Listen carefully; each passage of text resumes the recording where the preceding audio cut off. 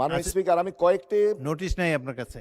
নোটিশটি তো আমি কয়েকটা আপনাকে দিচ্ছি আর কি। আমাদেরকে যে নোটিশ দিয়ে, জি, যদি না মাননীয় স্পিকার, আপনাকে যদি না ধন্যবাদ। থাকে তাহলে বসে যান।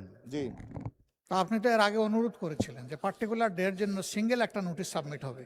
জি, ওইটাই যদি সবাই ফলো করেন তাইলে কনফিউশনটা হয় না। বিদ্যুৎ সহ বিদ্যুৎ নিয়ে আর্তনাদ করছে। না, বিদ্যুৎ, গ্যাস, এই দুইটি মৌলিক সমস্যা, তারপরে চাঁদাবাজি সহ আমি মাননীয় স্পিকারের মাধ্যমে শুনেন, যে বিষয়টি কোনো মাধ্যমে না, যে নোটিশটা আপনার দিয়েছেন জি। সেটা পড়বেন, এর বাইরে কোনো কথা বলার নেই, পড়ে যান শুধু।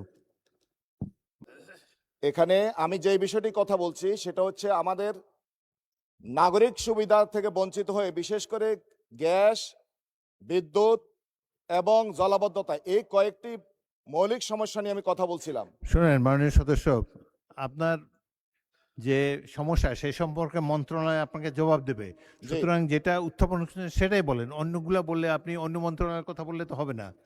আপনি এখানে যে বিষয়টি নোটিশ দিয়েছেন সেটি পড়ে যান।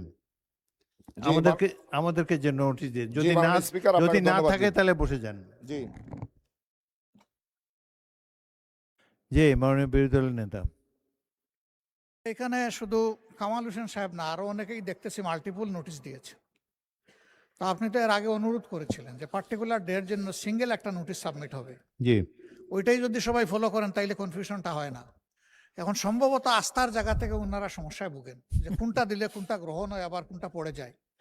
তা আমার মনে হয় যে এখন থেকে যদি এটা আপনি স্ট্রিক্ট করেন যে একটাই নোটিশ সাবমিট করতে পারবেন একটা সেশন, এর বেশি না একদিনে, তাহলে আমরাই ঝামেলায় পড়ি না আর কি।